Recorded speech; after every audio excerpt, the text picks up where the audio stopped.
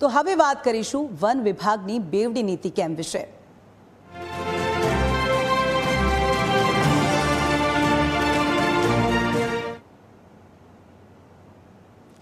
અમરેલીમાં ધારી ગીર પૂર્વમાં વન વિભાગના નિર્ણયથી વિવાદ મચ્યો છે। લોક સાહિત્યકાર રાજબા ગઢવીને બનાવાયા ગીરના માલધારી। ગીરમાં માલધારી તરીકે પરત ફરવા માટે વન વિભાગ દ્વારા રાજબા ગઢવીને મંજૂરી મળી ગઈ છે। 2023માં રાજબા ગઢવી અને તેમના કાકાની અરજીને રદ કરાઈ હતી। અગાઉના ડીસીએફએ પરવાનગી આપવાનો ઇનકાર કર્યો હતો। હાલના ડીસીએફએ અગાઉના મંજૂર થયેલી અરજીને મંજૂરી આપી દીધી છે। લીલી પાણી નેસમાં ફરી વસવાટ કરવા માટે રાજબા ગઢવીને મંજૂરી મળી ગઈ છે। 2026માં કયા આધારે મંજૂરી મળી તેને લઈ અને અનેક સવાલો ઉઠી રહ્યા છે। અને આ જ મામલે આપણી સાથે ન્યૂઝ કેપિટલ સાથે રાજબા ગઢવી જોડાઈ ગયા છે। રાજબાજી, ન્યૂઝ કેપિટલમાં આપનું સ્વાગત છે। હાલમાં એક ચર્ચા અહીંયા થઈ રહી છે। રાજબા ગઢવી, આપને સવાલ કરવા માંગીશ, તમને ગીરના માલધારી બનાવવામાં આવ્યા છે, શું કહેશો આપ? બનાવવામાં આવ્યા એટલે શું એમ મારું ઈ કહેવાનું પેલા તો એમાં માલધારી તો અમે વર્ષોથી થઈએ, બાપ દાદાની પેઢીઓથી થઈએ। અમે ગીરમાં રહીએ છીએ।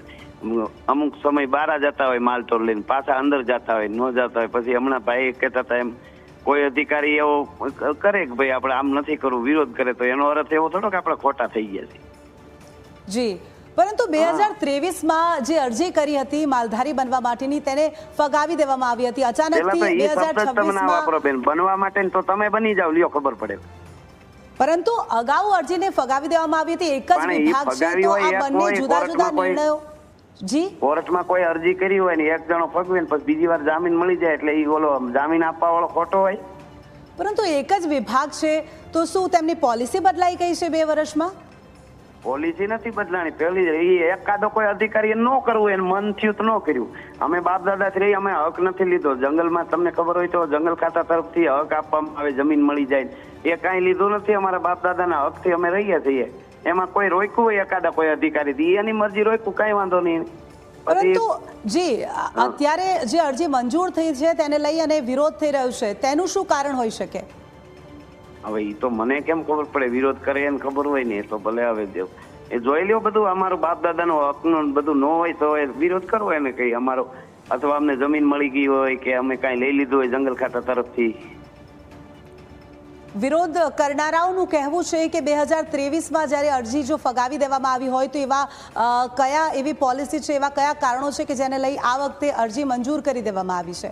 બાપુ જે તે વખતે કરવા ગયા હતા એટલે એને એની રીતે કરી હોય એને અરજી। મને કઈ હું પ્રોગ્રામમાં દોડે મેં કઈ ધ્યાન ન દીધું હોય, પછી આપણે એમ કે આપણું હાસું છે આપણે કરી લેશું આગળ જતા। પછી વ્યવસ્થિત મેં વાત કરી જો આમાં આમ છે ને આમ છે, આપણે કાયદેસર છીએ, આપણા પુરાવા, હક, રજીસ્ટર, ફલાણું ઢીકડું, જંગલના જે કાયદા આવતા હોય એમાં અમે ક્યાંય અમને હક મળેલો જંગલ ખાતા તરફથી મળેલો નથી, ફલાણું। એટલે એને જોયું અધિકારીઓએ કે નહીં આ તો બધું સાચું છે, તો હાથ પાણાનું તો માલધારીનું બધા અધિકારીઓ ધ્યાન રાખતા જ હોય જંગલમાં। જી, એક એવો પણ વિરોધ હાલમાં સામે આવી રહ્યો છે કે આપ જમીન ધરાવો છો અને નિયમ કંઈક એવા કહી રહ્યા છે કે જેની પાસે ઓલરેડી જમીન હોય તેની અરજી મંજૂર થતી નથી। આ અંગે આપ શું કહેશો?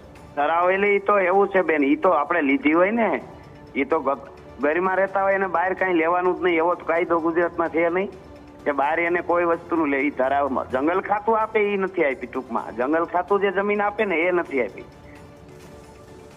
એટલે એ રીતનું આ બધું છે। એટલે એ તો ભલે ને એમને લાગે કાયદેસર બધું છે, એમાં ક્યાં કઈ છે? આપણે હવે માલધારી બનાવી દેવામાં એક તો વાત કરે ને એ બહુ ઓલું થાય। હવે બાપ દાદાની પેઢીઓ ગયું આપડી ત્યાં, અને બનાવી કેવી રીતે દે? બનાવે થોડા કોઈ અધિકારી? અને એવા તો કઈ હું કોઈ થોડો કોઈ ઓલો કેમ ટ્રમ્પનો ભાઈ છું તો મારું કોઈ બનાવી દે?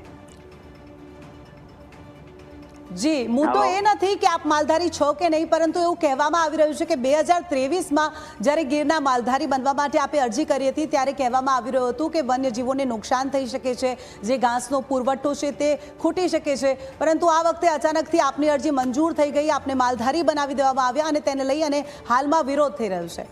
આપણે પુરાવા બધા હોય આપણી પાસે હાચા, રજૂ કર્યા પછી પેલી અરજી કરી ત્યારે એટલા નહીં કર્યા હોય। બાપુજી અરજી કરવા ગયા હતા, બાપુજી દેશી, એમણે ખાલી અરજી કરી મારે અંદર અમે માલધારી ગીરમાંથી બહાર નીકળતા હોય ઢોર લઈને પાછા જાય, સોમાએ વળી પાછા બહાર નીકળે.